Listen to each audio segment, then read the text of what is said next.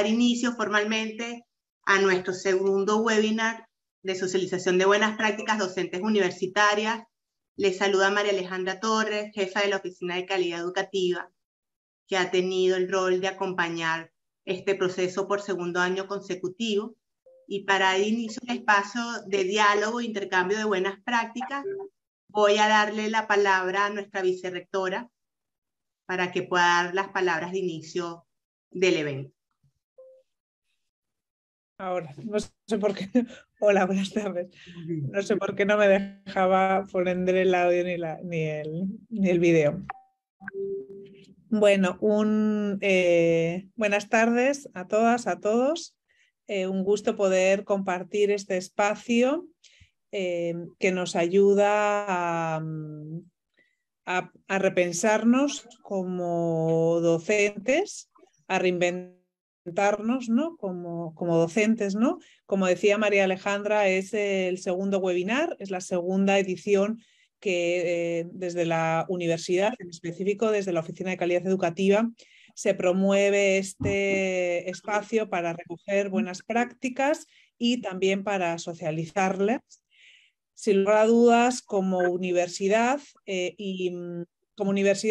una de nuestros mayores preocupaciones tiene que ver con la mejora de calidad educativa continua, ¿no? Cómo efectivamente cada vez nos vamos pensando desde los nuevos contextos, ¿no? Cómo nos vamos pensando desde los nuevos perfiles de estudiantes que llegan, y cómo nos vamos pensando en el ser docentes, ¿no? Y acompañar procesos de formación en estos nuevos contextos que son cambiantes, ¿no? Y efectivamente las prácticas de innovación docente nos ayudan a poder ir implementando mecanismos que para adaptar nuestras prácticas docentes a estos contextos cambiantes, ¿no? Y también estas experiencias de innovación docente nos ayudan a pensar en cómo promover la participación de los estudiantes en sus propios procesos de aprendizaje y también en cómo irles formando en ciudadanos responsables, ¿no? Éticos también en sus procesos de aprendizaje, ¿no? Por ello también quiero agradecer desde ahora a los docentes que han participado en esta convocatoria para recoger sus buenas prácticas y que por lo tanto se decidieron a inventar y experimentar en sus aulas diferentes estrategias, ¿no? Es una buena noticia también que entre los docentes que participan son de nuestras diversas facultades, incluso ahora también se han unido en esta segunda edición los docentes del Centro de Idiomas, lo cual creo que también enriquece el espacio y nos hace también pensar en diferentes asignaturas, en diferentes aprendizajes en los cuales efectivamente podemos implementar metodologías novedosas para el proceso de aprendizaje de los estudiantes y de las estudiantes. Es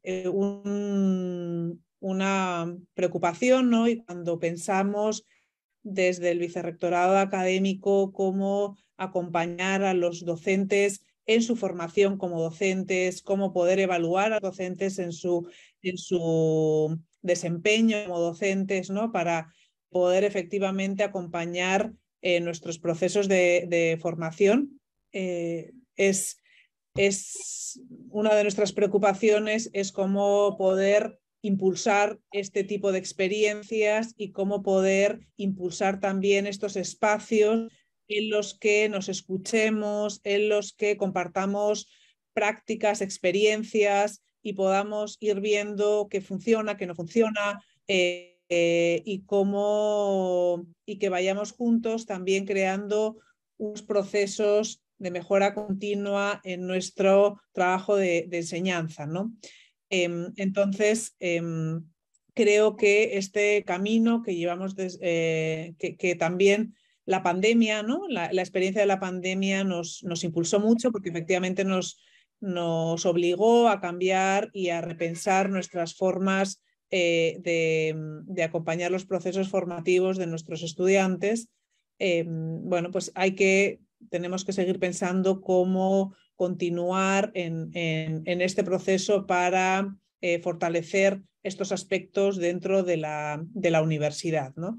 Y esa es, bueno, una de nuestras preocupaciones efectivamente desde el vicerrectorado, desde la Oficina de Calidad Educativa, ¿no? Cómo ir promoviendo la formación, cómo ir promoviendo las experiencias de innovación docente, cómo ir compartiendo entre nosotros y también con otras universidades, ¿no? Con la experiencia incluso de otros países, ¿no? Que puedan ayudarnos efectivamente a ser una universidad de vanguardia también en los modelos de aprendizaje y en los modelos educativos, ¿no? Ahora también en este proceso que estamos haciendo en la universidad de repensarnos, de pensar y de reformular los planes de estudio en los modelos de competencias, ¿no? El modelo por competencias es también una preocupación, cómo efectivamente vamos haciendo esto desde los docentes, acompañados por los docentes, ¿no? De tal manera que podamos también que este cambio de modalidad de planes de estudio por objetivos a planes de estudio por competencias no solo sea recogido en los documentos, sino que efectivamente después pueda hacerse vida en la universidad, en las aulas, ¿no? Y además, en este contexto también, en este semestre que también estamos regresando a la presencialidad, creo que es un buen contexto para volvernos a repensar otra vez, ¿no? Y que efectivamente como las herramientas que hemos utilizado, que hemos incorporado en nuestras aulas durante estos años en los que hemos estado en virtualidad, cómo no las olvidamos, sino que cómo las vamos llevando también a este espacio otra vez de presencialidad que tenemos, ¿no? Cómo efectivamente lo que hemos aprendido en estos 2 años y medio, en los que hemos estado sobre todo en virtualidad y con todo lo que nos ha obligado eso a formarnos, a pensarnos, a reflexionarnos, no lo perdemos ahora que volvamos a la presencialidad y es más, ¿no? Nos ayuda efectivamente a que esta innovación a lo mejor que nos vino impuesta por el hecho de tener que cambiar la modalidad presencial a la modalidad virtual, ¿no? Que en muchos casos nos obligó a tener que inventar nuevos mecanismos para acompañar los procesos de aprendizaje de nuestros estudiantes, no se queden en el olvido, sino que efectivamente nos impulsen a tener un mayor dinamismo en nuestras prácticas docentes, ¿no? Entonces, bueno, pues dentro de todo esto también quiero agradecer volver a agradecer a los docentes por el deseo de innovar en las aulas y también el deseo de reflexionar sobre ello, ¿no? Porque también la experiencia de las buenas prácticas y por eso también que hemos impulsado los talleres de recogida de las buenas prácticas y este webinar para poderla compartir, ¿no?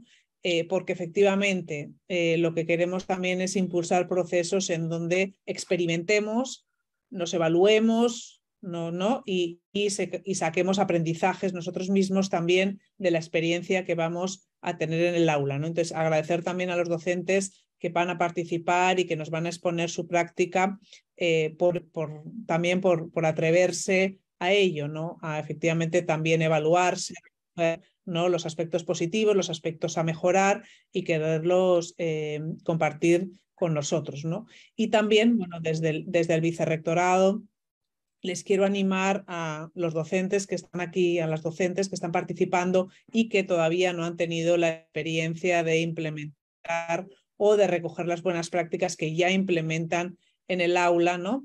Que nos animemos a ir efectivamente aplicando y recogiendo las prácticas que tenemos en el aula, ¿no? Como buenas prácticas, ¿no? Para que efectivamente nos ayuden y nos vayamos ayudando todos en el proceso de ser docentes, que sin duda es un proceso el cual nos vamos o que vamos creando y recreando todos los semestres, ¿no?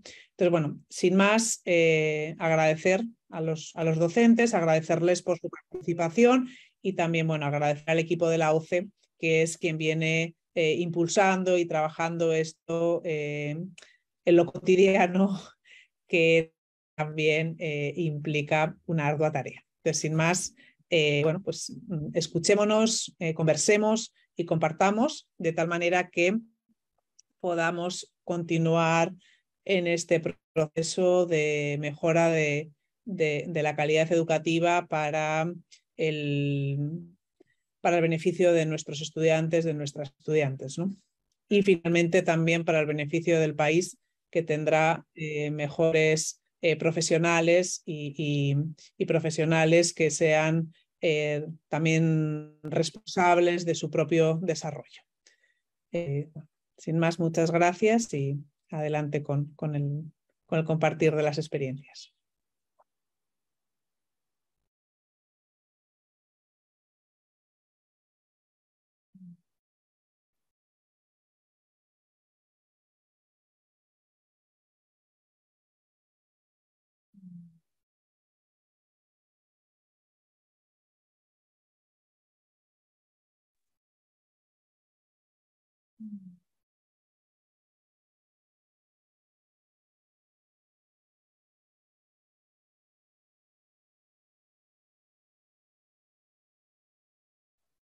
Muchas gracias, Isabel, por las palabras de bienvenida.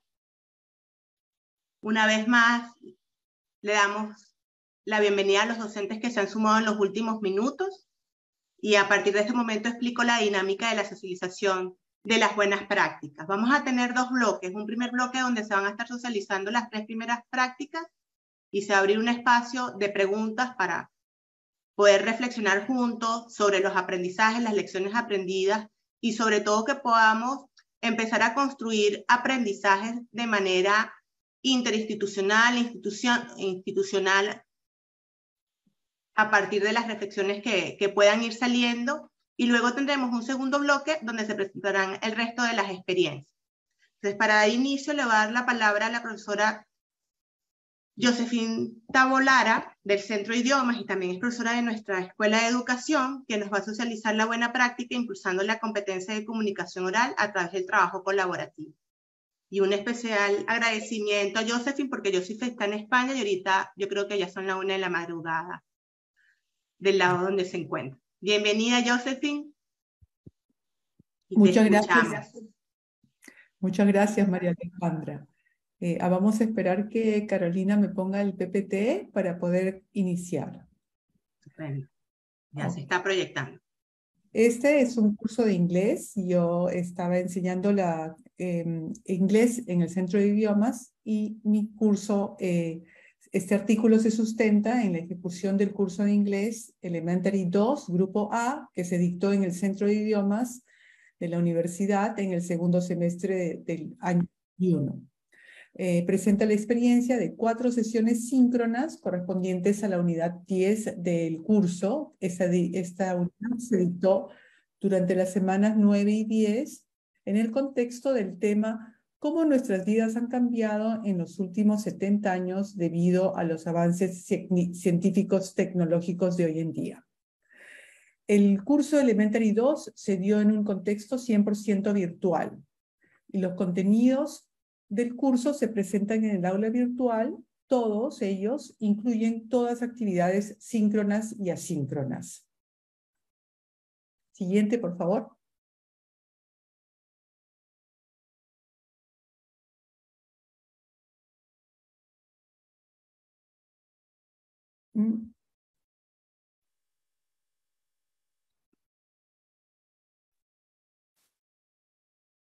Ya se está reactivando el PPT, no te preocupes, Josephine. Ok.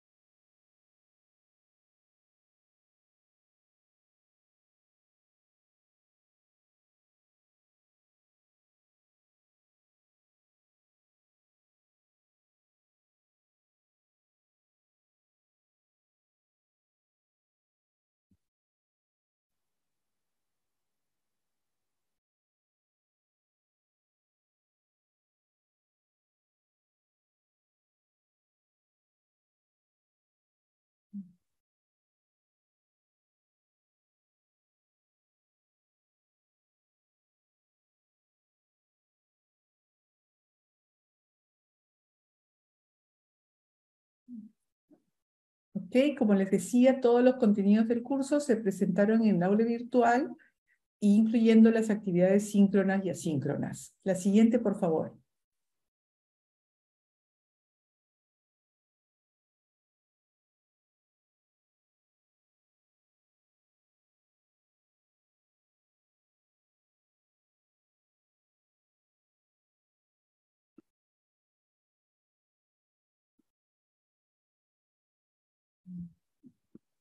Ok.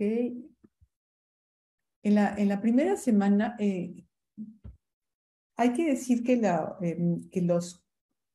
los cursos se puede cubrir la unidad en 2 semanas. En la primera semana se revisan contenidos de vocabulario y gramática, se practican formas gramaticales, se realizan ejercicios, todo más o menos concentrado en la presentación de la gramática y el vocabulario. Y se ofrece retroalimentación y se clarifican dudas de las tareas que se han presentado. En la segunda semana también se brinda algo de retroalimentación y se pone énfasis en la producción espontánea del lenguaje. Se practican diálogos, se formulan comentarios, se hacen juegos.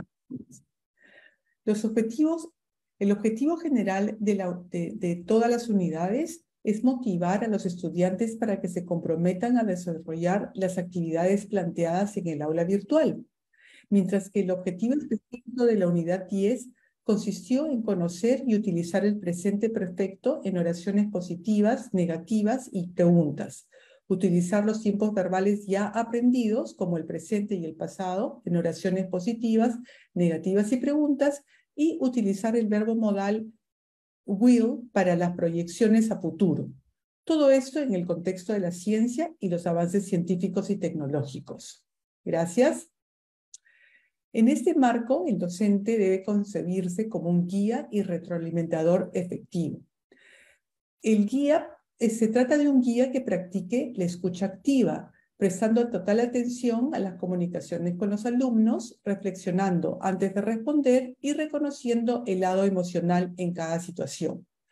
Cuando pensamos en un retroalimentador efectivo, nos referimos a un docente que resuelve con claridad e inmediatez las dificultades que puedan surgir en el aprendizaje. Y tratamos de ser constructivos, esquemáticos, describiendo las tareas, digamos, por escrito que se necesitan lograr y siendo oportunos en nuestra retroalimentación. Gracias. Así. Una semana antes de iniciar con la unidad, 10, aquí dice 9, pero era la 10, sostuve una conversación con la delegada del curso, quien me informó que los alumnos no se sentían cómodos con las presentaciones de la unidad. Los alumnos se sentían desorientados porque la presentación se hacía enteramente en inglés. Y los estudiantes manifestaron que no entendían de qué trataba la unidad, que no conocían el significado de algunas palabras, que no entendían la lectura que hacían los compañeros, que se les hacía difícil diferenciar e identificar las palabras, porque en las frases y oraciones las palabras están hiladas de tal manera que se les hacía difícil identificarlas o entenderlas. La explicación de tareas era demasiado breve, no había suficientes ejemplos y no había tiempo para preguntas. Por lo tanto, decidimos con la delegada que los estudiantes leerían la presentación en inglés y traducirían al castellano lo que no se entendía. Asimismo, se revisarían con detalle las actividades y tareas, dando tiempo para preguntas. De este modo, cumpliríamos con el objetivo general de todas las unidades del curso, que consiste en motivar a los estudiantes para realmente comprometerlos con las actividades planteadas en el aula virtual. Siguiente. Yo presenté un cuadro en la sesión 9A, que fue la primera sesión síncrona. Presenté un cuadro con preguntas para que los alumnos lo utilicen como guía para entrevistar a sus familiares. Entonces se les pedía a los alumnos que hicieran preguntas como: ¿alguna vez has utilizado el celular para llamar? ¿Alguna vez has hecho compras en línea? ¿Alguna vez has usado la navegación satelital para orientarte y en lugar de un mapa físico? ¿Alguna vez has usado un aplicativo para escuchar música en lugar de usar la radio? Y se les pidió que ellos hicieran estas preguntas a sus abuelos, a sus tíos, a sus primos, a sus sobrinos, en fin. Luego se les pidió a los alumnos que una vez que tuvieran estas entrevistas realizadas, en donde ellos iban a utilizar un cuadro como guía, ¿no? Ya con las preguntas formuladas, ellos iban a intercambiar los resultados de sus respuestas obtenidas en las entrevistas con sus compañeros.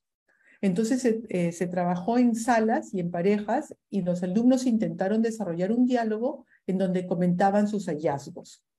Esto se les explicó que iba a pasar a la siguiente clase en la reunión síncrona de la 9B.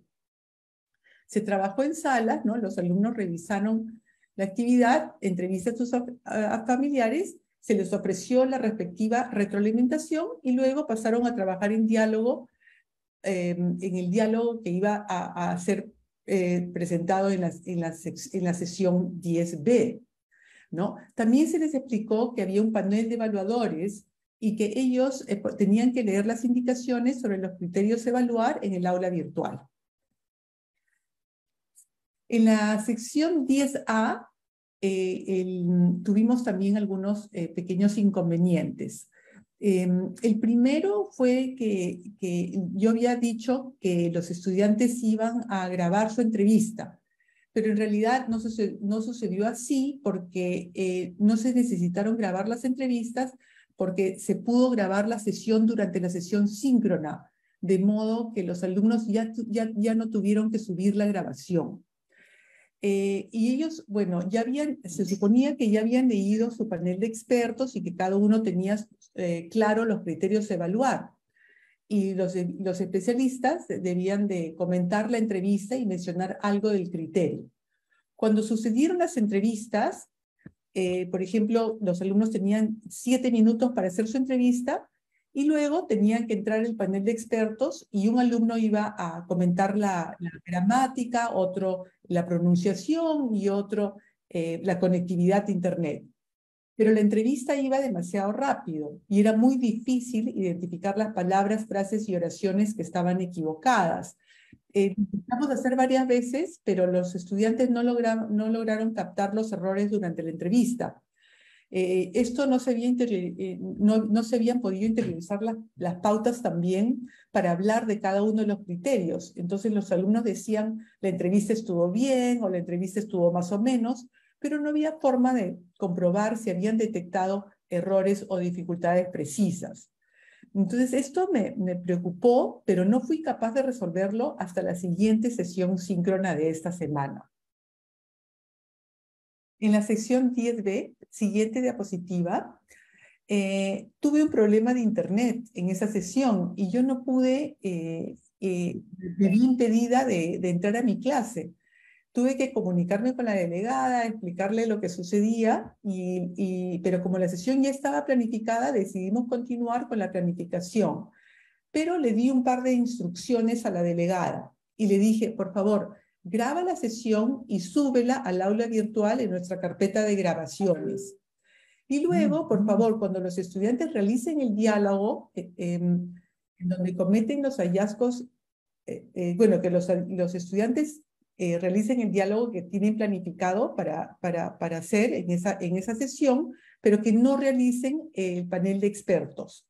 Porque yo iba a remodelar la tarea explicando que íbamos a utilizar las grabaciones publicadas en el aula virtual para hacer los comentarios del panel de experto. Entonces, esto permitió que los estudiantes se relajaran, hicieran su diálogo tranquilo, tuvieran más tiempo para hacer el diálogo y luego ellos iban a poder ver las grabaciones y ver y aplicar, digamos, el criterio con más calma de lo que tenían que evaluar.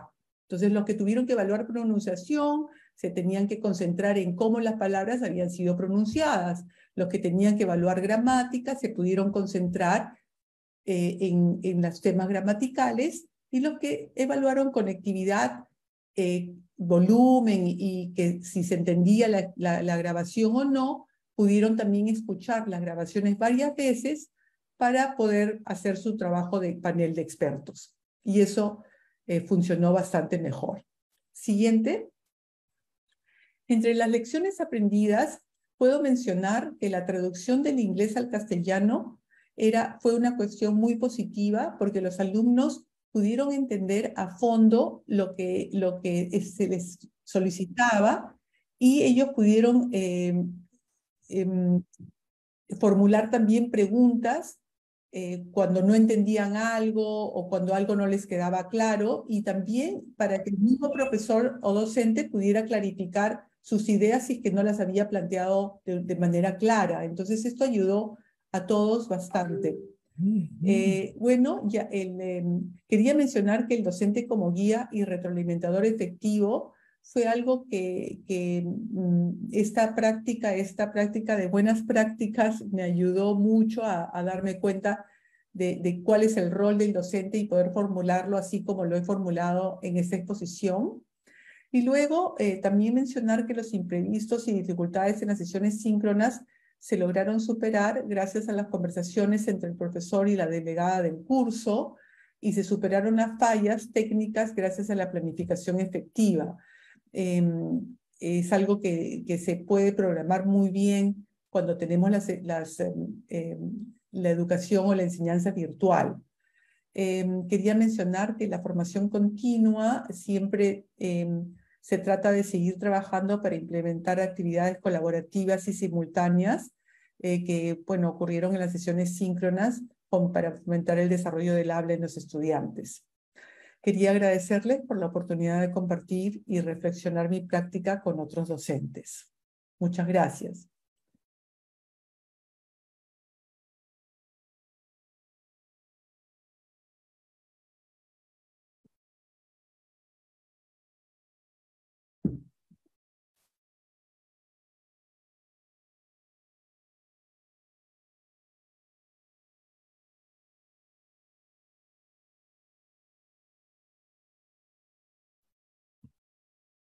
Muchas gracias, Josephine. Gracias a ti, María Alejandra. Muy bien, vamos entonces a la socialización de nuestra segunda buena práctica, que nuestra profesora Marcela Beriche de la Escuela de Educación nos va a estar presentando la experiencia de diseño y elaboración de material impreso que se desarrolló en un curso virtual. Adelante, Marcela, te escuchamos. Muy bien, muchas gracias, María Alejandra. Buenas noches con todos y todas. Me encuentro en la universidad, por ello estoy en una hora todavía de clase. Voy a compartir mi presentación. Por favor, me avisan si se puede visualizar. Perfecto, Marcela. Perfecto. Excelente. Gracias. Muy bien, buenas noches nuevamente con todas y todos. Este título he querido darle diseño y elaboración de material impreso, dado de que corresponde pues a uno de los cursos de la Facultad de Educación o de la Escuela Profesional de Educación. Mi nombre es Marcela Beriche, voy a compartir con ustedes esta experiencia. Bueno, el contexto es en el marco de un curso llamado Práctica Educativa 3, Diseño de Materiales Educativos. Es un curso de especialidad, se desarrolló en el 2021-1, tiene 4 créditos, prácticamente son horas de práctica, un total de 64 horas, y fueron sesiones tanto sincrónicas como asincrónicas. ¿Cuál era el propósito o el objetivo, básicamente en concreto, ¿no? Era que, en mi caso, yo tenía que facilitar a los estudiantes la experiencia en la práctica de la elaboración de material didáctico que les sirva tanto para la enseñanza como para el aprendizaje. Entonces, dado que el tema de material educativo es sumamente amplio y tenía estudiantes de diversos niveles, como inicial, secundaria, y cada quien tenía obviamente intereses diferentes, se tomó la decisión de diseñar cuadernos de trabajo. Dado que el profesional de la educación necesita conocer cómo se producen este tipo de materiales, para que cuando esté con sus estudiantes, estos cuadernos sean más pertinentes a una realidad, a un grado, a una sección, a un contexto. Es así que también se toma en cuenta el perfil de egreso de nuestros estudiantes y la línea de investigación. En este caso, el perfil de egreso que se relaciona a este curso es el diseño y evaluación de materiales educativos en distintos formatos para diversas aplicaciones, ¿no? Con una pertinencia pedagógica, psicopedagógica. Y la línea de investigación con la que se relaciona es la educación y el humanismo. Entonces, dado que este es el contexto, bueno, surgió que es claro un problema. Estábamos en un contexto virtual. Entonces, ¿cómo diseñar materiales pertinentes? ¿Qué proceso yo tenía que seguir con los estudiantes para este proceso? Dado que yo tengo expertise en diseñar materiales impresos como lo son cuadernos de trabajo, pero en la virtualidad. Es así que, perdón, voy a eliminar esto. Entonces es así que se decide, bueno, en este proceso es pues sistematizar la práctica y reflexionar sobre esta experiencia, ¿no? Lo cual fue para mí un reto y también a la vez me ayudó a validar mi propia práctica. Y bueno, aquí está, ¿no? Cómo enseñar a producir textos impresos en un contexto virtual donde no íbamos a imprimir y qué procesos se debían seguir para el aprendizaje, el acompañamiento, la retroalimentación de los estudiantes justamente en este contexto. Entonces, voy a describirles cómo fue esta buena práctica. Bueno, para empezar, me hizo pensar y reflexionar diversas estrategias didácticas que se pusieron en ejecución o se implementaron, ¿no? Al iniciar, pues, las clases, se recogió los saberes, las expectativas de los estudiantes y los intereses que ellos tenían. Además, en esta clase también se invitaron personas e instituciones especializadas en el diseño y elaboración de material impreso y distribución a mediano o largo, digamos, de largo alcance, como tuvimos invitados como especialistas del Ministerio de Educación, del área que diseña material educativo. Invitamos también a editoriales. Tuvimos a la editorial Bruño y tuvimos a la editorial M, ¿no? A sus especialistas, quienes les contaron a los estudiantes y ellos pudieron, digamos, conocer los procesos de diseño, elaboración y validación de materiales impresos, ¿no? Esta era una oportunidad para los alumnos porque no hay cursos sobre ello, digamos, en el medio, no hay quien enseñe, eso prácticamente se aprende en la práctica.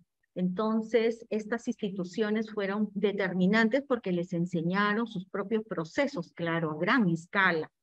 Además, también paralelamente se participó en el COIL, que es el aprendizaje internacional colaborativo en línea. En este caso, tuvimos el intercambio con una docente de la Universidad Ibero Torreón de México, que ella también estaba desarrollando un curso que tenía que ver con materiales educativos. Entonces hicimos intercambio. Ella estuvo con nuestros estudiantes, la docente, con los estudiantes de la universidad, y en 2 oportunidades, en las cuales compartió con ellos sobre el diseño, la forma, el color, teoría del color, justamente para usarlo en producción de material, ¿no? Y a su vez yo estuve con sus estudiantes mexicanas, compartiéndoles ese proceso que seguíamos en el diseño y elaboración de material impreso. Además, teníamos que adaptar estas etapas de producción de material impreso, dado de que hay muchos procesos, pero yo tenía que adaptar uno relacionado, que se pudiera trabajar desde la virtualidad, pero que también los estudiantes pudieran finalmente tener un material. Y para ello, pues hubieron asesorías individuales, grupales, tuvimos sesiones síncronas, también asíncronas, hubo aprendizaje mediado, hubo un aprendizaje donde, pues, entre pares, entre compañeros, ¿no? Se apoyaban, lo que la teoría de Vygotsky de zona de desarrollo próximo, y finalmente, pues, tuvimos la producción de material impreso. Entonces, estas fueron las estrategias que se siguieron. ¿Cuáles son esos procesos que se usaron? Bueno, aquí yo adapté un proceso de nuestros compatriotas cajamarquinos, Toro y Vázquez. Ellos propusieron unos procesos y lo que hice yo fue adaptarlo, ¿no? Entonces, en un primer momento había que diseñar este material considerando elementos como el contexto, los estudiantes, la edad, si eran de un medio rural, si era de un medio, digamos, de ciudad, etcétera.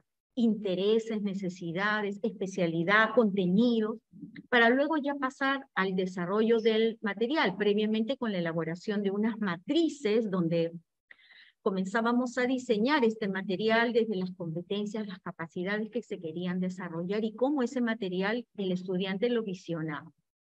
Finalmente, después que se desarrolló ese material impreso, hubieron cuadernos de trabajo para inicial preciosos, para secundaria en diferentes especialidades, se revisó y se corrigió, ¿no? A través del juicio de expertos, en este caso, bueno, fungí también de experta, dado de que nos encontramos en un contexto así, ¿no? Los estudiantes pudieron elaborar a partir de esas recomendaciones, sugerencias que se les daba, pues su material, y finalmente pues hubo una producción final. Bueno, espero que pueda compartir alguno de estos materiales que, digamos, no tienen nada que envidiar a un cuaderno de trabajo que se pueda comprar de alguna editorial. Los estudiantes fueron muy creativos, incorporaron elementos de investigación, incorporaron elementos para que el estudiante pudiera hacer uso también de las TICs, muy interesante. Muy bien, ¿qué es lo que he aprendido? ¿Qué se ha aprendido? Bueno, hay varias cosas. Aquí yo he colocado 5, digamos, las que considero más importantes, pero hay más, ¿no? No solamente por mi parte, también por los mismos estudiantes. Primero fue que frente a una adversidad como fue el confinamiento, frente a la COVID-19, más que la adversidad fue una oportunidad para mí y para los estudiantes, porque se pudo buscar nuevas formas, otras alternativas de enseñanza y aprender en la fe, que fueran tan efectivas como la presencialidad. Además, otra lección es importante incorporar aliados estratégicos como estos especialistas del ministerio, de las editoriales, que ya tienen un camino recorrido y una expertise. Entonces podemos aprovechar de ello justamente en una alianza donde podemos incorporar y potenciar esas competencias que nuestros estudiantes necesitan como productores de material y que puede ser una opción laboral para ellos más adelante. Además, también tuve que asumir la gestión como docente de estos procesos de enseñanza, de aprendizaje de los estudiantes, justamente que asegurara pues la ejecución y sobre todo el logro de los propósitos que se tenía pensado pues para el curso, ¿no? Y además que permitieran desarrollar ese perfil profesional que desde la universidad tenemos previstos. Además, también se elaboró este material impreso, pues siguiendo un proceso que favoreció que los estudiantes contextualizaran sus aprendizajes a una realidad, a unos intereses, a una edad, de acuerdo a su propia especialidad. Y por último, fue cuestionar lo que uno hace, cuestionar lo que los estudiantes también hicieron en el curso de diseño y elaboración de material, ¿no? Y que fue una oportunidad para reflexionar justamente sobre la práctica pedagógica. Muchas gracias con todos. Muchas gracias, Marcela.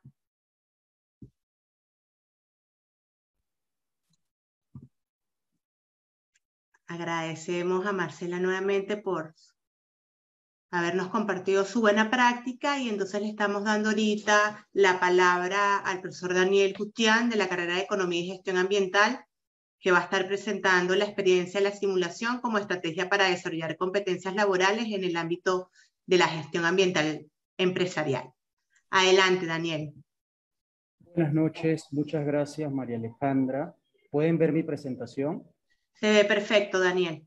Muchas Daniel. Gracias. Gracias. Un gusto compartir este espacio. Además, un gusto compartir el espacio desde la Ruiz, en compañía de un grupo de estudiantes de la carrera de Economía y Gestión Ambiental. Bien, en los próximos 10 minutos voy a describir una práctica que apliqué en uno de los cursos de la carrera de Economía y Gestión Ambiental. Básicamente voy a tratar los puntos que están establecidos en el contenido de esta presentación. Primero quisiera hablarles del curso en el cual se aplicó la práctica que voy a describir el día de hoy. Es un curso denominado Tópicos Avanzados en Gestión Ambiental. Es un curso, digamos, que pertenece al noveno semestre, octavo, noveno semestre, ya los últimos semestres de la carrera de Economía y Gestión Ambiental. Los estudiantes que pueden ver este curso son estudiantes que ya han cursado todo el eje de gestión ambiental, partiendo de la asignatura Introducción a la Gestión Ambiental, que es una asignatura del cuarto semestre, y luego los dos cursos de Instrumentos de Gestión Ambiental en el semestre 5 y 6.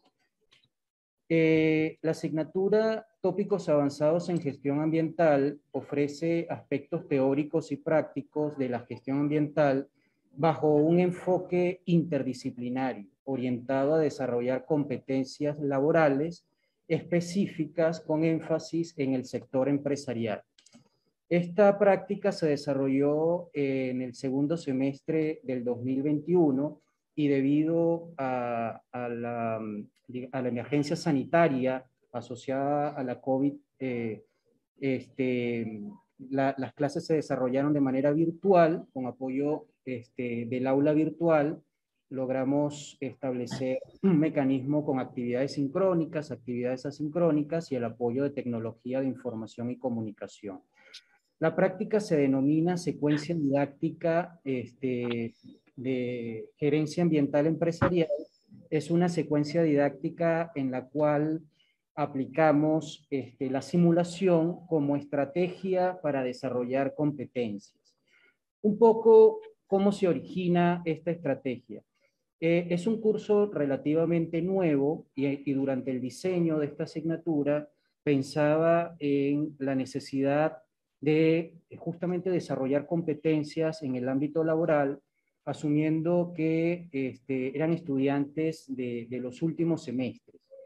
Lo primero que evalué, ¿no?, fue el tema de las competencias. En la universidad el término competencias no solo se vincula al quehacer profesional, sino también al cultivo de la persona, ¿no? Es decir, como dice nuestro modelo educativo, se busca el desarrollo de las competencias descritas en los perfiles de egreso de las carreras, pero siempre con un enfoque humanista.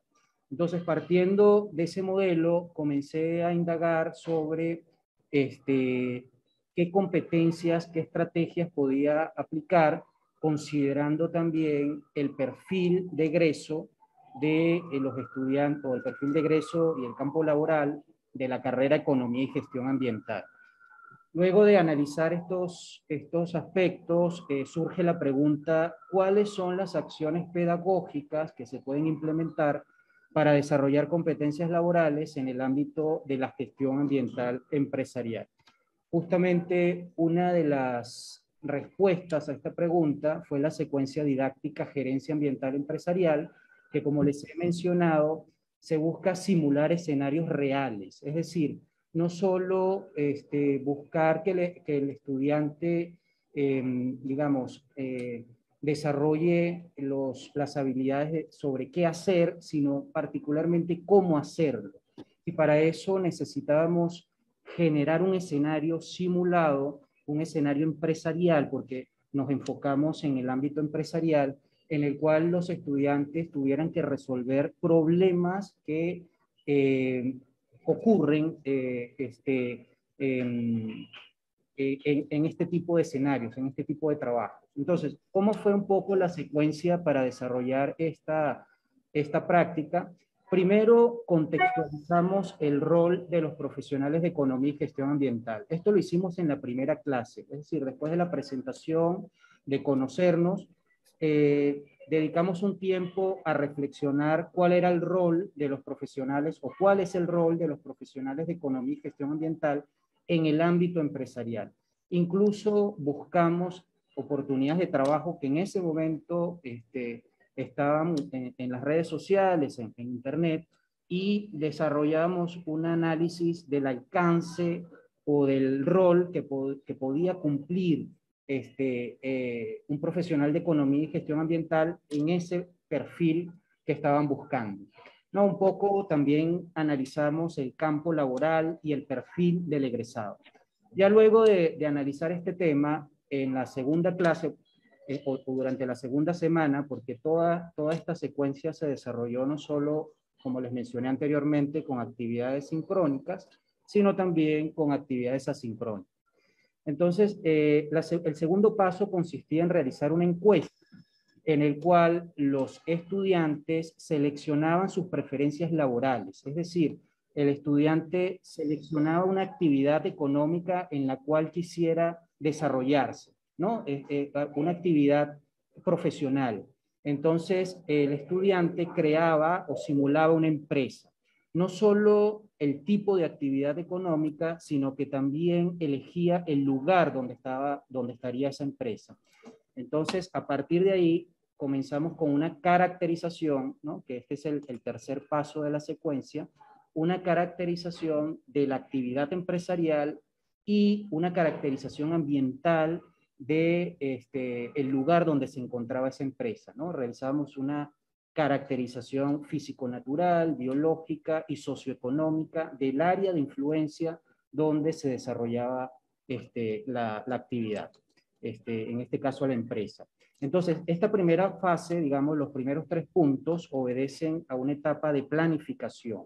Luego, a partir del cuarto punto, que eso es aproximadamente entre la semana 2 y 3, inicia el proceso de simulación de esta práctica desarrollada en el curso Tópicos Avanzados en Gestión Ambiental, en el cual los estudiantes asumían el rol de responsables de gestión ambiental de las empresas que ellos mismos eligieron, ¿no? De las empresas que ellos seleccionaron en el lugar que ellos seleccionaron. Y el docente, en este caso, en mi caso, era cumplir 2 roles, el rol de docente y el rol de director de las empresas que los estudiantes crearon. Entonces, los procesos luego, luego de generar este escenario, yo como director de la empresa les enviaba a los estudiantes semanalmente los requerimientos en temas relacionados con la asignatura, ¿no? Los temas establecidos en el sílabo, permisos ambientales, porque abordábamos todos los permisos que necesita una empresa para cumplir con la Política Nacional del Ambiente, pero también considerando los estándares internacionales, incluíamos sistemas de gestión ambiental bajo normas internacionales, responsabilidad social empresarial. Finalmente, el producto de esta secuencia era un informe de sostenibilidad de las empresas, ¿no? Ahora, ¿cómo ocurría el proceso de retroalimentación? Que, digamos, es una asignatura en la cual la evaluación siempre fue continua. La retroalimentación tenía 2 partes, ¿no? Una como docente, ¿no? Evaluando el aspecto técnico de las respuestas a los requerimientos de la asignatura, y otro como director de empresa. Y como director de empresa simulaba pues un escenario, les enviaba un correo, firmaba como director de la empresa, los estudiantes también me respondían esos correos, firman, con una firma asociada al cargo que ellos tenían en esa empresa que estaban simulando, y pues toda la dinámica era bajo un escenario de simulación. En las juntas o en las reuniones sincrónicas, también en algunas ocasiones establecíamos un juego de roles, ¿no? Para que también poder generar interacción con el resto de los estudiantes. Entonces, básicamente, esa era la secuencia que desarrollamos para esta actividad, para esta práctica. Algunos de los beneficios que podría mencionar, hay 2 que me parecen importantes, además de las habilidades técnicas, ¿no? Asociadas al curso, 2 habilidades que forman parte de las necesidades de un profesional que se dedique digamos, al tema de la gestión ambiental empresarial. Una es el liderazgo, ¿no? Los estudiantes en su rol de responsables de gestión ambiental necesitaban proponer ideas, necesitaban llegar con presupuestos, necesitaban interactuar en el juego de roles con otras instancias. Igual el tema de la comunicación, no solo la comunicación que simulábamos a lo interno de la empresa, sino la comunicación que simulábamos para audiencias externas a la empresa. Entonces creo que estos dos, tanto liderazgo como comunicación, fueron las habilidades que más logramos desarrollar. Luego, evidentemente, temas como la autonomía, ¿no? El estudiante asumía el rol protagónico del proceso formativo, pero además, bajo este escenario de simulación que les obligaba también, o los incentivaba, propiciaba que los estudiantes en este escenario de autonomía gestionaran su propio tiempo.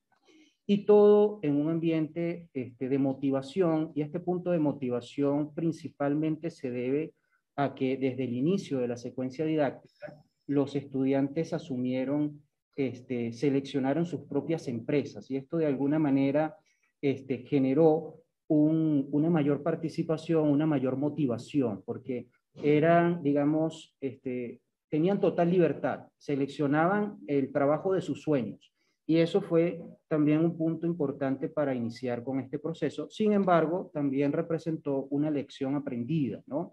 En este curso yo tenía 23 estudiantes, cada estudiante representaba una empresa, ¿no? Entonces, hablando un poco de la gestión del tiempo del estudiante, pero también de la gestión del tiempo del docente, ¿no? Cada estudiante representaba una empresa, entonces tenía 23 estudiantes, tenía 23 empresas.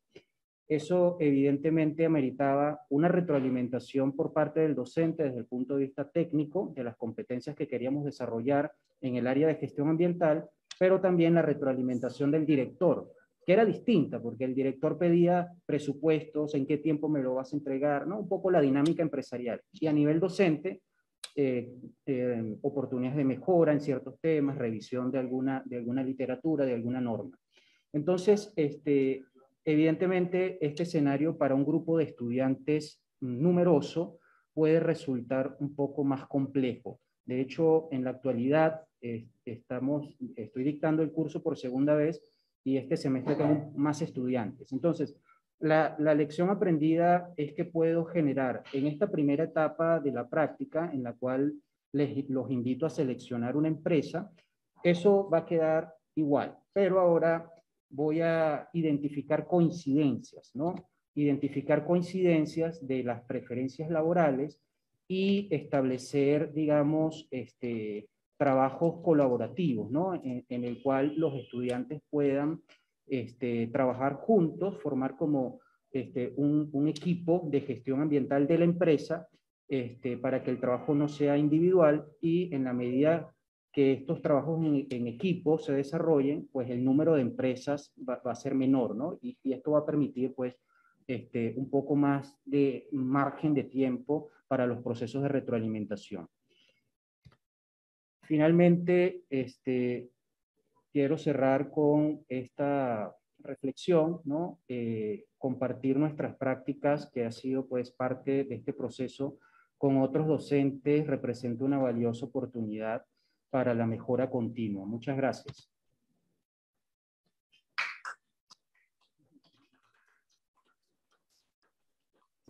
Muchas gracias, Daniel, por compartirnos tu buena práctica. Con Daniel cerramos el primer bloque, donde hemos hecho un recorrido desde la experiencia que nos presentó Josephine, centrada en el trabajo colaborativo para la enseñanza del inglés como segundo idioma.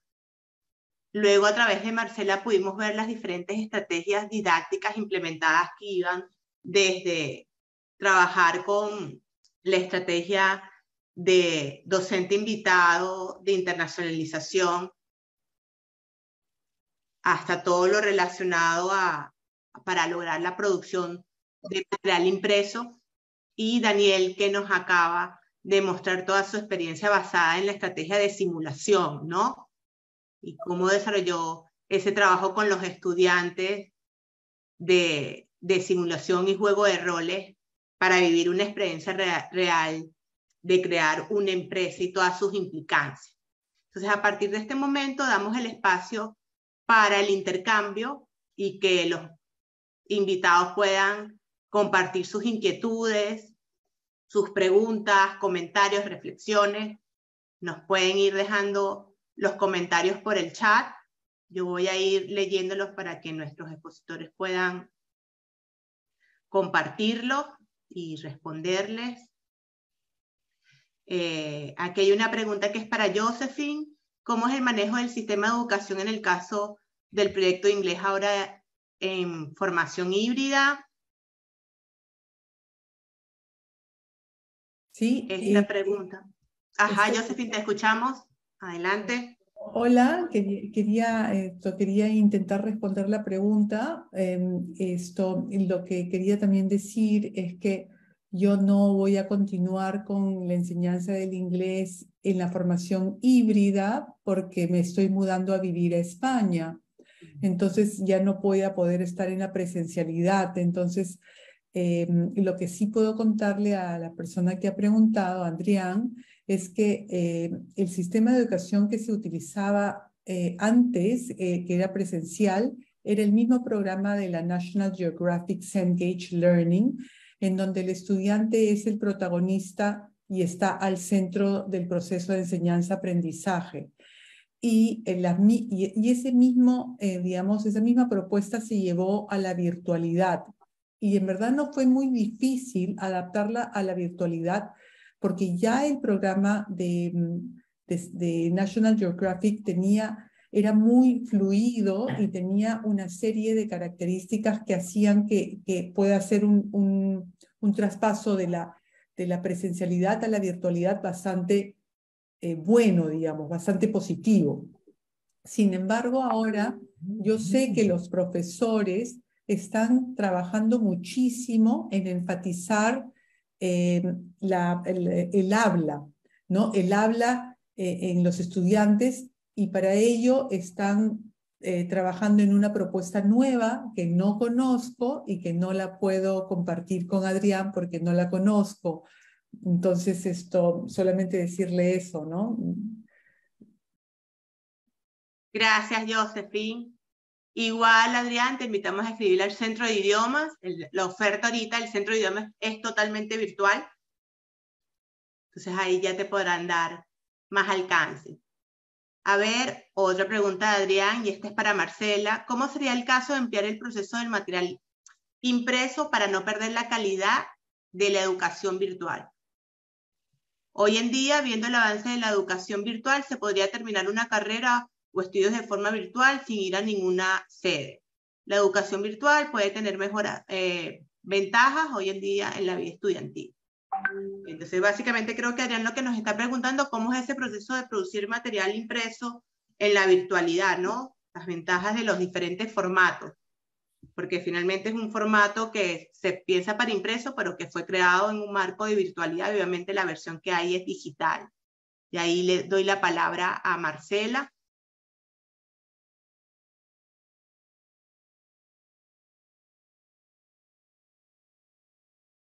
Sí, Marcela, mientras que nos va escuchando, que ella también está en su salón de clases, voy a ir leyendo las demás preguntas que hay por aquí, comentarios. Por aquí Isabel Berganza lo felicita a la vicerrectora, enhorabuena por ambas experiencias, muy interesantes. Y por aquí hay una pregunta. Marcela, ¿crees que podrían utilizar los materiales educativos creados en algún espacio real? Y aquí una pregunta para Daniel. Si trabajamos con simuladores, ¿no sería recomendable formar equipos de trabajo de tal forma que puedan potenciar el trabajo en equipo? Otra pregunta para Daniel. ¿Los estudiantes presentaron dificultades en ver en qué áreas o qué funciones podrían asumir en las diversas empresas por ser una carrera innovadora? O sea, ¿cuáles fueron las dificultades? Bien. ¿Puedo iniciar? Sí, adelante, Daniel. Gracias, María Alejandra. Muchas gracias, Jorge. Muchas gracias, profesora Isabel. Sí, con relación al trabajo en equipo, sí, justamente esa fue una de las lecciones aprendidas. lo que ocurre es que yo les enviaba al inicio del semestre una encuesta y los estudiantes seleccionaban un tipo de trabajo y un lugar. Entonces, en ese momento mi dificultad era generar coincidencias porque cada estudiante tenía su propio interés, ¿no? Claro, esto ahora lo voy a manejar trabajando el tema del interés, digamos, el trabajo, y ya los lugares podrían ser oficinas de esa empresa, ¿no? Digamos, sedes de esa empresa, y que los estudiantes trabajen juntos, en equipo, porque sin duda parte de la simulación amerita el trabajo en equipo. Nosotros lo que hicimos, ¿no? Lo que hicimos durante el semestre para fortalecer el trabajo en equipo fue realizar actividades de juego de roles para que simular, ¿no? Un escenario de trabajo en equipo. Pero sin duda, ese tema lo mejoramos, lo vamos a mejorar implementando estas coincidencias en la encuesta inicial. Y eso me lleva a responder la segunda pregunta. Realmente no se presentaron dificultades significativas. Lo que ocurrió fue que los estudiantes, porque yo tenía 23 estudiantes en distintas partes del Perú, y la mayoría de los estudiantes seleccionó la principal actividad económica de su región, ¿no? Tenían libertad para elegir, pero en la mayoría de los casos esa fue la elección. Y además en los lugares correspondientes a sus regiones. Entonces teníamos empresas mineras, teníamos empresas agrícolas, teníamos principalmente mineras y agrícolas, fue lo más representativo, pero también empresas relacionadas a la banca, también empresas petroleras. Entonces, digamos que en ese sentido los estudiantes eligieron a partir de la ubicación en la cual se encontraban, ¿no? Y la actividad económica que quizás más conocen y que está asociada a su región, ¿no? Entonces, por ahí creo que fue que se desarrolló esa práctica durante ese semestre.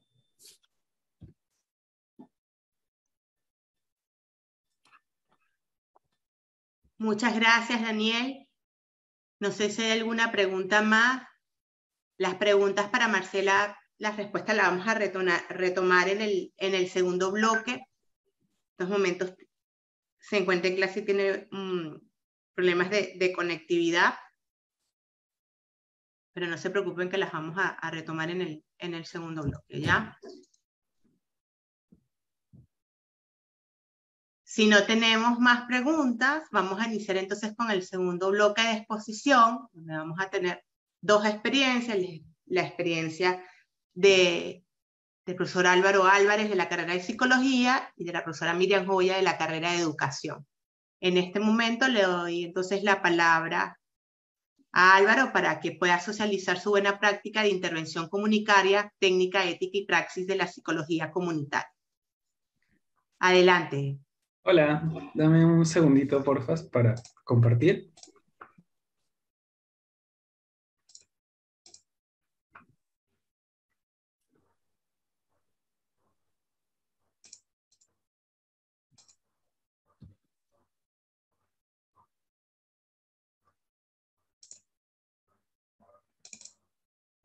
Ok, ¿ahí ya se puede ver?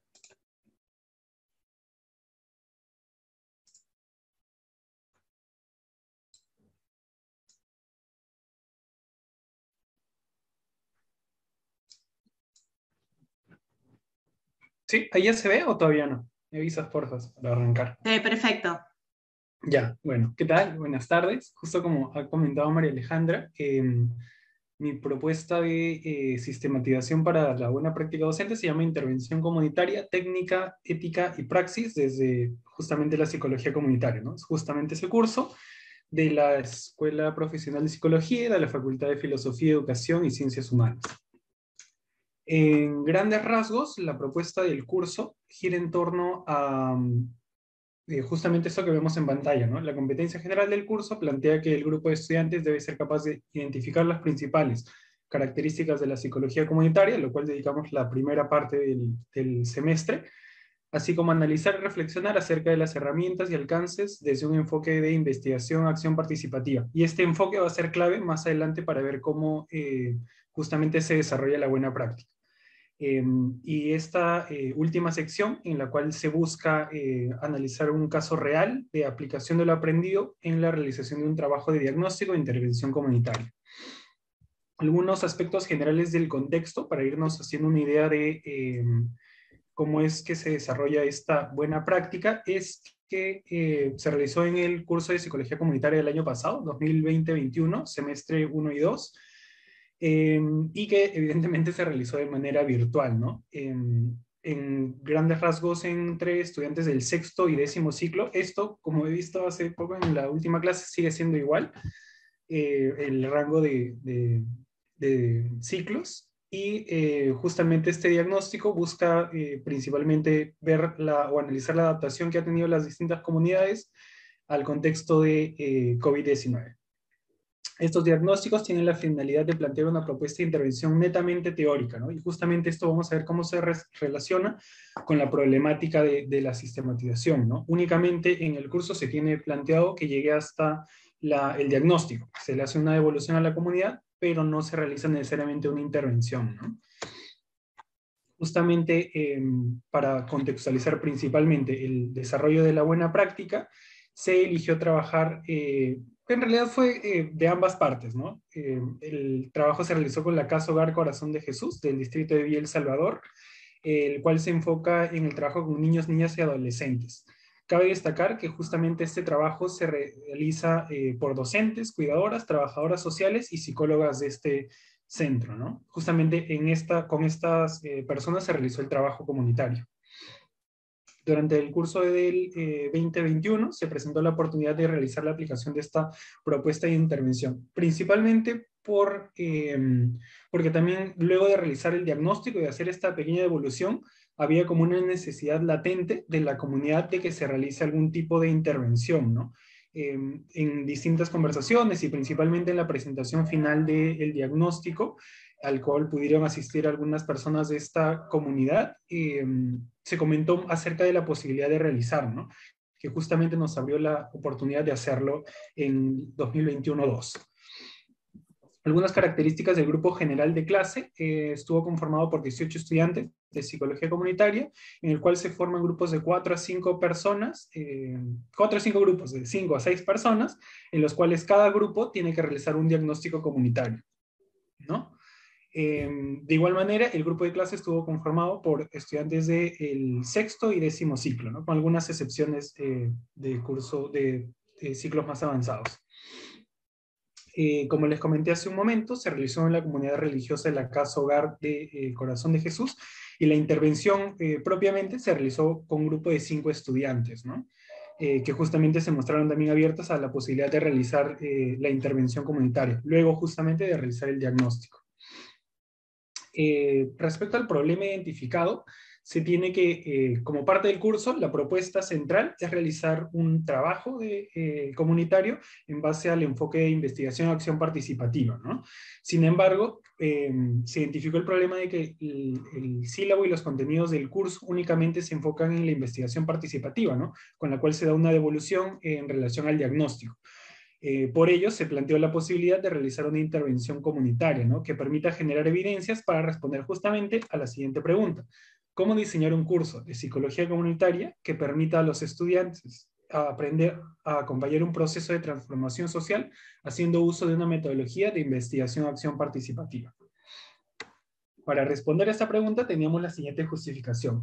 Lo primero es que en el marco institucional de la universidad hay un enfoque centrado en la propuesta humanista, ¿no? Y también de carácter ignaciano. Justamente de ahí se desarrollan las 4C, que justamente hace poco creo que hubo un evento en el que una de las participantes de este sistematización obtuvo un reconocimiento, ¿no? Por ser consciente, competente, compasivas y comprometidas.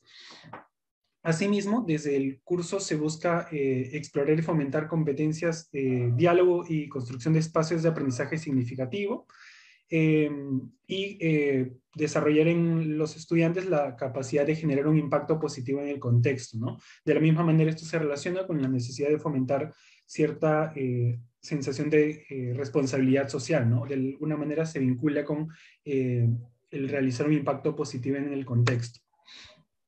Es así como se realiza la siguiente sistematización de buena práctica docente, que constó básicamente de 4 pasos. Estos 4 pasos los hemos tomado de una propuesta metodológica de Mori, que es la autora principal en la cual nos hemos centrado de manera principalmente técnica.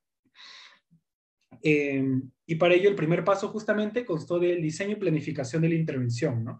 Nos reunimos semanalmente para poder plantear una propuesta, 4 sesiones de acompañamiento, en las cuales se desarrollaban principalmente habilidades socioemocionales y de autocuidado. Asimismo, se realizó luego la ejecución e implementación de la intervención en estos mismos talleres, ¿no? Que giraron principalmente en torno al desarrollo de habilidades socioemocionales y al autocuidado de las cuidadoras, ¿no? Como un tercer paso, se realizó una evaluación final de la intervención en la cual se les pasó una pequeña encuesta que nos permitió también recoger las impresiones de el impacto que había tenido la intervención, ¿no? Y justamente ahora nos encontramos en el cuarto paso, que implica la diseminación y socialización de la intervención.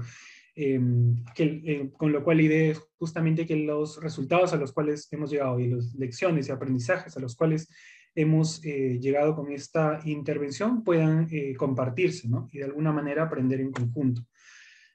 Bueno, en este link podemos encontrar algunas evidencias que se relacionan principalmente con aspectos técnicos, éticos y prácticos, como pueden ser el tener herramientas de fichas de asistencia, fichas de sesiones aplicativas, un protocolo de contención, un protocolo de derivación en caso sea necesario, un consentimiento informado, todos aquellos cuidados éticos, técnicos y desde la práctica que podrían ayudar a escalar o poder realizar esta propuesta de intervención en otros contextos, ¿no?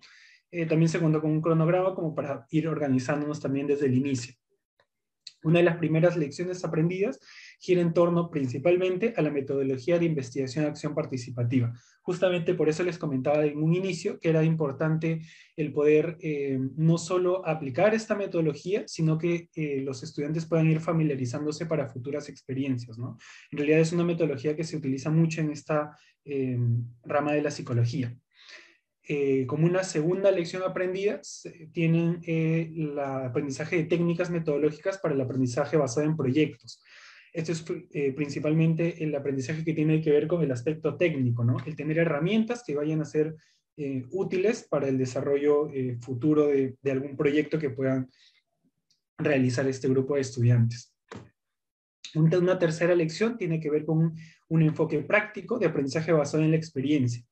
Y finalmente, una cuarta lección en un ámbito general gira en torno a las habilidades socioemocionales del aprendizaje participativo. Y esto fue bien importante y se vio claramente en la apertura que tuvieron las participantes tanto de la realización de este proyecto como de las personas que fueron participantes desde la comunidad, ¿no? Creamos un espacio seguro en el cual justamente se puede explorar aquellas necesidades o aquellas como experiencias que estaban girando en torno a su propia práctica, ¿no? Que justamente tenía que ver con el cuidado de niños, niñas, adolescentes que se encuentran en situación de vulnerabilidad. Una de las preguntas que se planteaba desde el grupo de buenas prácticas docentes para la publicación era ¿qué se ha aprendido en relación a cómo aprenden los estudiantes? Lo primero era, o al menos la primera reflexión a la cual llegué, era que giraba en torno a la distribución de temas y asignación del curso, ¿no? Justamente vimos este vacío en el programa en torno a la intervención. Había una parte de diagnóstico comunitario, pero no estaba cubriéndose esa segunda que gira en torno a la intervención. Entonces, parte de eso se relaciona con justamente el segundo punto, ¿no? El de crear espacios de discusión, tanto teóricas como prácticas, que permitan generar espacios participativos y de colaboración, ¿no? Asimismo, algunas fortalezas de la enseñanza tienen que ver justamente con lo que hemos visto hace un momento, que implica prestar atención a las necesidades educativas de los estudiantes, y que, si no me equivoco, lo he escuchado también en varias de las propuestas que han compartido los colegas en sus presentaciones anteriores. El prestar atención, el estar atentos, el entender que el proceso de enseñanza-aprendizaje es un proceso horizontal, permite también ser conscientes de las necesidades educativas, ¿no? No únicamente es un proceso de, que a veces es difícil, ¿no? Planteas una estructura, planteas un sílabo con una serie de contenidos, pero al momento de entrar en contacto con los estudiantes te das cuenta de que cada uno es un mundo, cada uno tiene necesidades o intereses particulares que conviene ser capaz de integrar o articular en la propia práctica.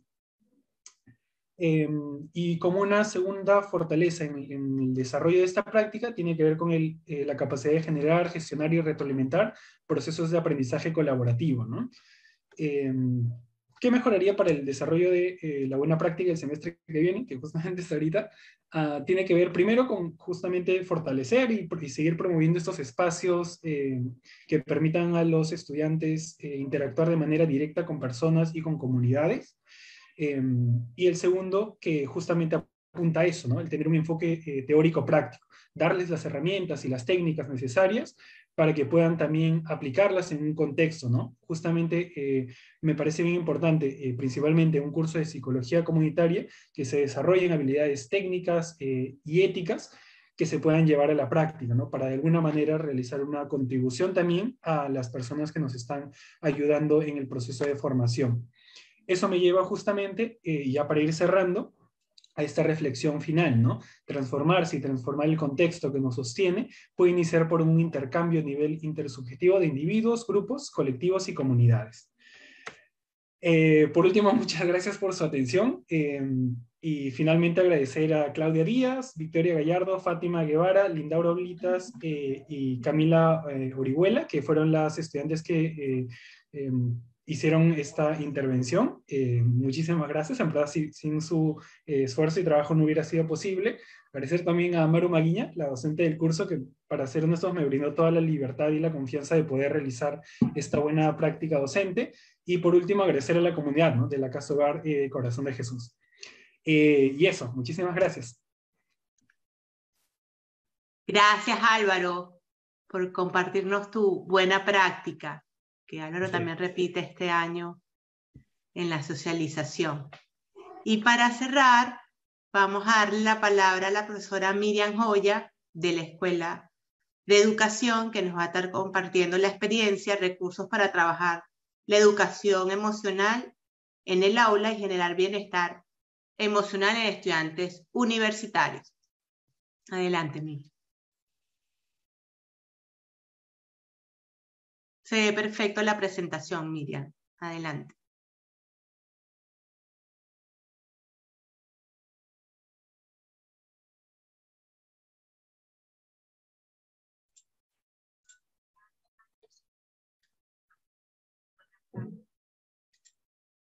¿Se me escucha, María Alejandra? ¿Todo en orden? Todo en orden, perfecto, Miriam. Adelante. Gracias. En este caso, buenas noches con todos. Gracias por el pase.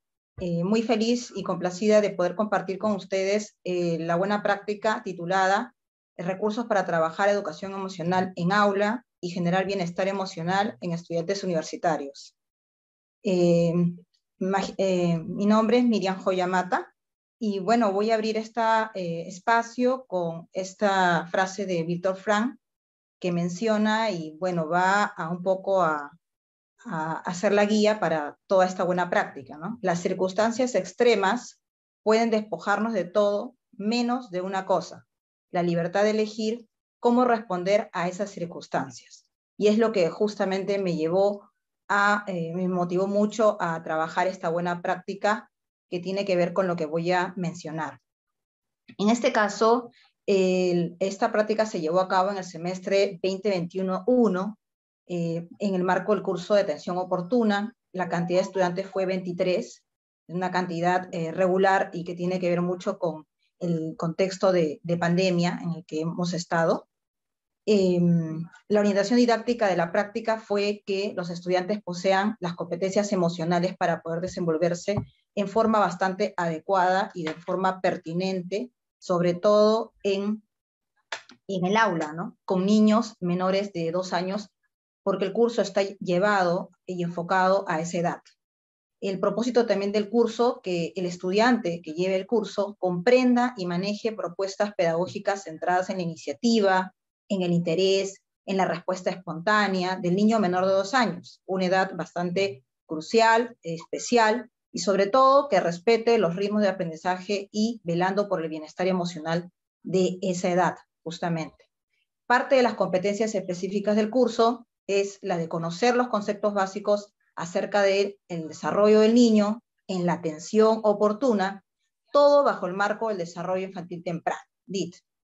Y por ello me llevó a elaborar esta buena práctica, porque siento que urge mucho enfatizar en la formación, no solamente académica, sino la formación emocional del estudiante universitario que va a ser futuro docente.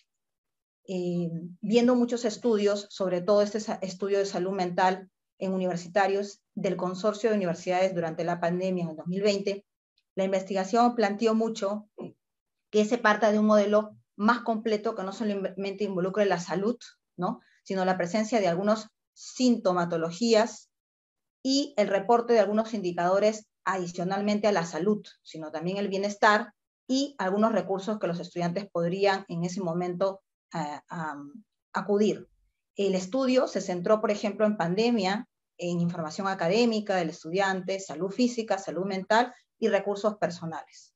Dentro de los problemas detectados, teniendo ese marco de referencia teórico, bibliográfico, es que se observó también a través de la virtualidad, de diferentes formas, estudiantes no preparados emocionalmente para sostener esta nueva forma de recibir y brindar educación desde la virtualidad, ¿no? Muy poca capacidad para enfrentar responsabilidades académicas y personales. La frase, entre comillas, y pongo textualmente, no tenemos espacio para nosotros dentro de la semana. De alguna manera, y enlazado está la falta de identificación y gestión emocional. No sabían poner nombres a lo que les sucede y sobre todo no sabían cómo manejar esto que les pasaba. El cansancio, sumado a la fatiga emocional, a la poca emoción por participar, la manifestación de problemas familiares, problemas personales, la carga académica con la cantidad de cursos que cada uno llevaba, la participación irregular en general, ¿no?, de algunos estudiantes, solo uno me encendía la cámara, las respuestas a través de los micrófonos, a través del chat, finalmente a través de dificultades presentadas en la salud integral, manifestándolos a la profesora, y la gestión del tiempo dentro de la virtualidad. Por ello se buscó desarrollar competencias emocionales en los estudiantes universitarios, futuros docentes, y pongo énfasis en ello, en la atención a menores de 2 años. También se buscó atender a esta necesidad de conocer sus propias emociones y desarrollar bienestar emocional a través de estos procesos llevados a lo largo de todo el curso, ¿no? Obviamente se pone énfasis en eso, en esos meses compartidos. Obviamente tuvimos que acudir a bases teóricas, partiendo de la neurociencia, que nos lleva a un real conocimiento del cerebro en su anatomía y en su funcionalidad. Y en ello nos basaremos para enumerar algunos términos que apoyan la buena práctica y que se han compartido con ellos y han sido pues protagonistas de buscar información acerca de ello, de lo que les sucede, para poder trabajar. El tema de la competencia, solamente voy a mencionar 2, que es esta capacidad de movilizar adecuadamente un conjunto de conocimientos, capacidades, habilidades, actitudes y comportamientos que son necesarios para realizar actividades diversas con cierto nivel de calidad y cierto nivel de eficiencia, que es lo que nos conlleva a buscar en nuestros estudiantes. Las competencias emocionales, que para Vizquerra menciona que es lo que se debe trabajar con el docente: conciencia emocional, regulación de emociones, autonomía emocional, competencia social, habilidades de vida para el bienestar. Sumado a ello, trabajar mindfulness con ellos, trabajar respiración, pausas activas y sobre todo mi situación en la necesidad de poder capacitarme más en neuroanimación, ¿no? y también compartir con ellos esta experiencia, ¿no? Ver que el aburrimiento y la monotonía en clases virtuales no solamente parten de dictar una clase, sino también de saber cómo impartir trabajando desde la didáctica. La descripción de la buena práctica, como les vuelvo a enfatizar, tuvo el punto de partida de esta observación muy minuciosa sobre la misma práctica, sobre la participación, la interacción, a través de esta virtualidad en los estudiantes. Esta actitud frente a la computadora, siguiendo clases de jornadas largas, y ahí estoy poniendo los horarios, sobre todo de horarios también al final de la jornada del día, ¿no? Cómo encuentro al estudiante en ese final, teniendo en cuenta ya con clases anteriores. Las decisiones que tomaron en virtud de lo observado fue, pues, mejorar mi práctica docente y que los estudiantes se sientan cómodos emocionalmente en las secciones y que juntos seamos un soporte emocional de forma colaborativa. Me enfoqué en investigar mucho y proponer recursos para trabajar educación emocional y también fortalecer las competencias emocionales en los estudiantes a través de un proceso pensado a corto, mediano y largo plazo, ¿no? Vinculados al curso. El inicio fue el conocimiento de las emociones propias de los estudiantes, trabajar en ello y llevar a cabo el proyecto Formar para Transformar, que va a enmarcar toda esta buena práctica para una real transformación en el tiempo, ¿no? La descripción de la buena práctica básicamente se centra en aspectos desarrollados en sesiones sincrónicas desde la virtualidad, trabajar recursos didácticos virtuales, sobre todo desarrollados en las sesiones con los estudiantes en el horario del curso, compartir documentos con ellos en donde hay link, hay muchos recursos para que ellos también puedan tener a mano esos recursos cuando no estemos en clase, ejercicios, activación, música, canciones, las pausas activas que se dieron a lo largo, estas breves espacios para que ellos puedan disipar, mover el cuerpo, ingerir algunos alimentos, sobre todo snacks, y tomar agua. Estiramientos, ¿no? Obviamente para activar esta función cerebral, y el mindfulness, no solamente al inicio, al proceso o minutos antes del término. Finalizamos también con un plan de actividades personales que tiene que ver mucho con el recojo de esta planificación y organización, y es como concluye un poco esta buena práctica en que las estudiantes puedan hacer gala de lo que ellas han trabajado. Obviamente me permito compartir rápidamente lo que ellas han trabajado en pares, en decir, se han empoderado del conocimiento teórico y lo han llevado a la práctica, ¿no? De alguna manera ellas han investigado un poco más y sobre todo han llevado a su vida a través del plan de actividad semanal, que solamente es como un ejemplo de lo que pueden ellas hacer a lo largo de su vida, a lo largo de su jornada diaria, el día a día. Y este cuadro, que si bien es cierto ven una semana de lunes a domingo, tiene en la parte de doble entrada la fase de regulación. Hay una fase de planificación, una fase de ejecución y una fase de autorregulación.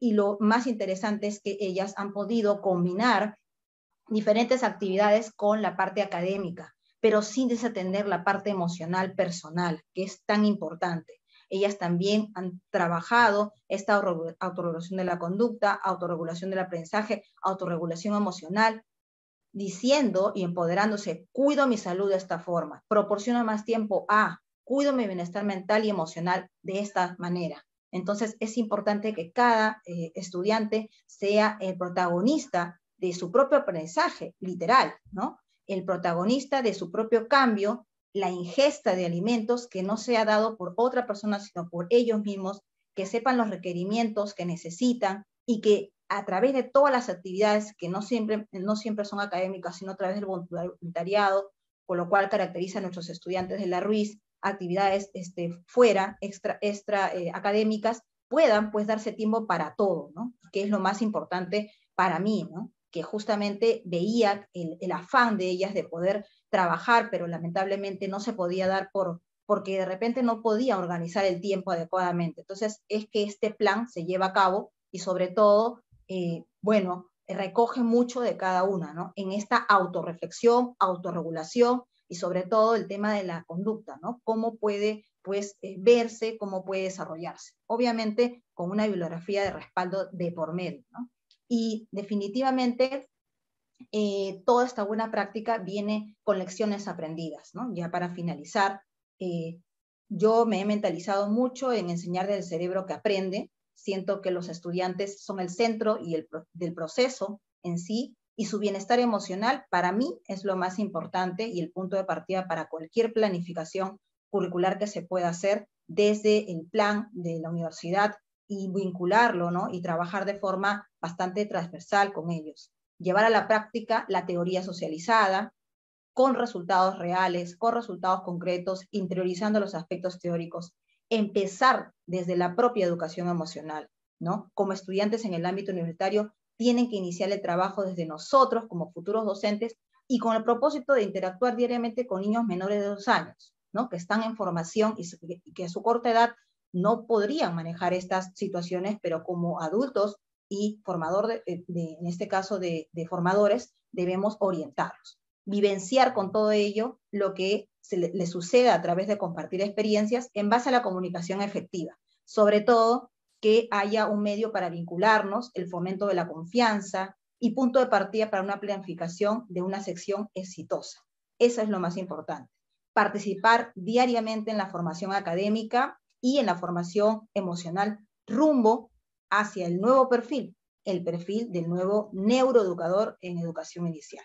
Educador con conocimiento de la funcionalidad del cerebro, del que aprende.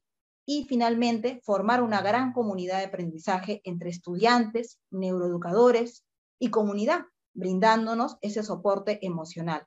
Ha sido una lección aprendida por mi parte y por parte también de los estudiantes, y se podrían enumerar muchas más, como antecedía mi compañero Álvaro, en el cual, pues, definitivamente el agradecimiento infinito a los 23 estudiantes del curso de Atención Oportuna 2021, con las cuales, pues, quiero dedicarles para terminar estas palabras, que fueron bellos y significativos momentos compartidos.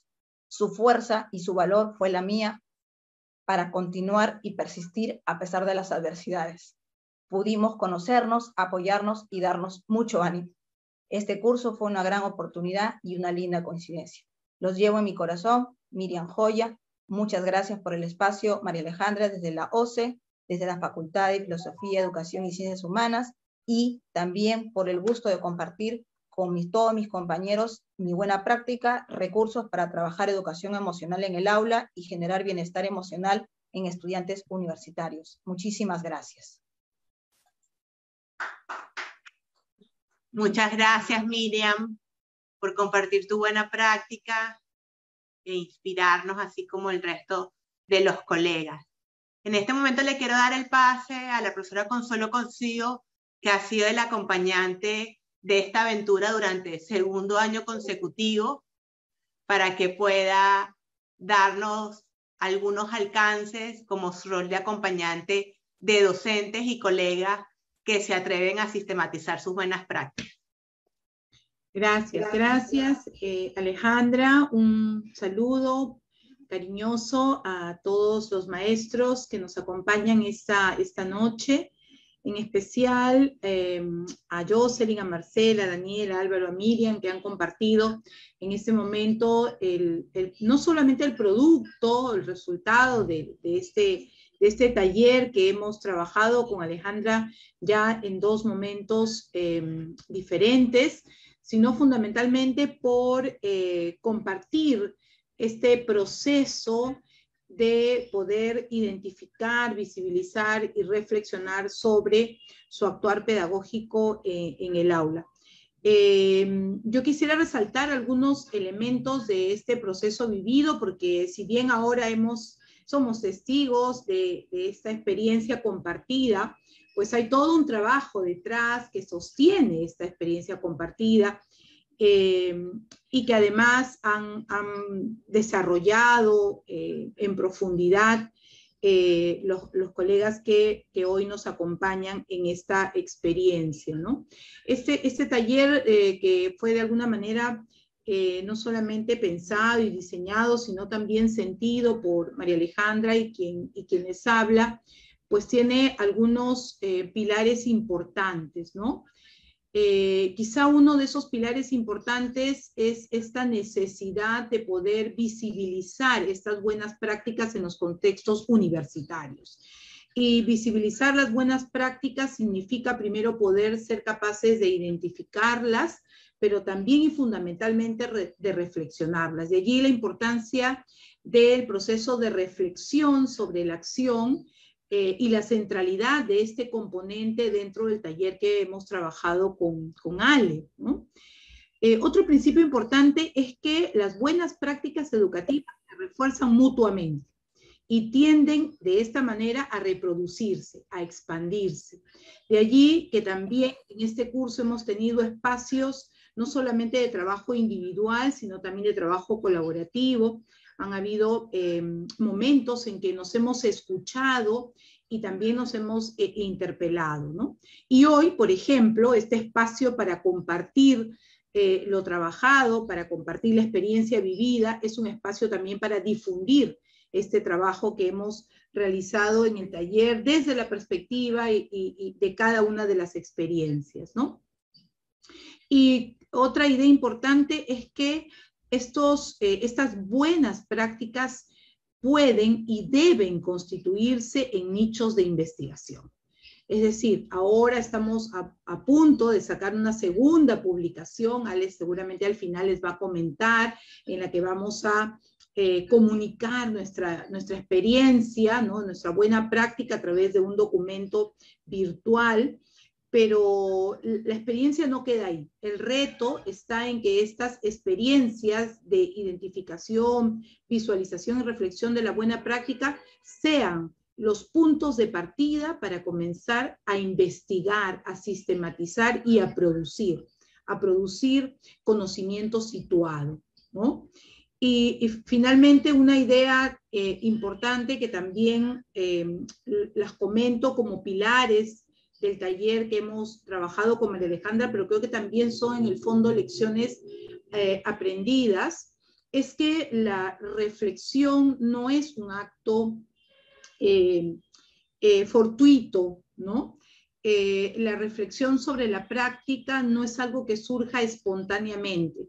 La reflexión sobre la práctica, si bien tiene que ver con una decisión personal y profesional, tiene que estar sostenida en un contexto institucional que la avale, que la respete, que la sostenga, ¿no? Y que la valore. Y creo que la Universidad Antonio Ruiz de Montoya es un escenario propicio para potenciar estos procesos de identificación, visibilización y reflexión sobre las buenas prácticas. Hemos trabajado un modelo y quiero no dejar de mencionarlo porque se trata aquí también de un trabajo sistemático, se trata aquí también de un trabajo académico que los colegas han venido realizando a lo largo de un taller. Y este modelo que hemos construido con Ale, bueno, está basado en la propuesta de Domingo Ángeles de las 4 R's. Nosotros estamos trabajando las 3 R's, que tienen que ver con este proceso de problematización de la práctica, ¿no? Luego un segundo momento donde hacemos esta reflexión autorregulada de la práctica, y finalmente la tercera fase o un tercer momento que tiene que ver con la reconstrucción de la práctica. Y aquí quisiera mencionar, ¿no?, que este tercer momento queda abierto, no se cierra, ¿no? No se cierra. Creo que fue Álvaro el que explicitó al momento de responder una de las preguntas que sí, que él era consciente de determinadas situaciones que tenía que mejorarlas, pero que ya las estaba mejorando para esta intervención. Y menciono a Álvaro porque es el dato que lo tengo más fresco, pero sé que en esa misma lógica, Jocelyn, Marcela, Daniel, Álvaro, Miriam y 2 colegas más que hoy no nos han podido acompañar, pues están abiertos a este proceso de reflexión, de reconstrucción de la práctica que implica esta toma de decisiones en la acción, ¿no? Pero una toma de decisión informada, ¿no? Un espacio donde la teoría y la práctica se unen para que el maestro pueda conscientemente mejorar su intervención su intervención pedagógica. Quiero finalmente valorar estas intervenciones, valorar la decisión de nuestra universidad, valorar el empeño, la iniciativa de María Alejandra en sostener esta experiencia e invitar a los maestros que nos están escuchando a participar de esta experiencia, ya sea a través del taller, si es que volvemos a ejecutarlo, o de otros talleres, de otros escenarios que también permitan hacer, construir este ejercicio de, repito, identificar, visibilizar y reflexionar las buenas prácticas pedagógicas en el campo universitario. Gracias nuevamente y bueno, con esto estaría cerrando esta intervención, este pequeño espacio y dar la palabra a los colegas que requieren preguntar o responder, porque precisamente para eso compartimos las buenas prácticas. Gracias, Ale. Muchísimas gracias, Consuelo. Consuelo nos pudo brindar sus comentarios como acompañante luego de todo este proceso que comenzamos a trabajar en este producto desde noviembre, octubre del año pasado y finalmente ahora lo estamos presentando y es la antesala a la publicación, como ya comentó Consuelo. Durante el mes de septiembre vamos a estar difundiendo la publicación digital que recoge 7 buenas prácticas docentes desarrolladas durante el 2021, docentes de la universidad. Y la idea es invitar a todos aquellos docentes que les interese, que tienen buenas prácticas, que quieran divulgar, socializar, a apuntarse a la convocatoria del próximo año. Y ahorita abrimos el espacio entonces para que puedan compartir sus preguntas, comentarios a través del chat y que Álvaro y Miriam puedan responderle. Voy leyendo los comentarios que han dejado.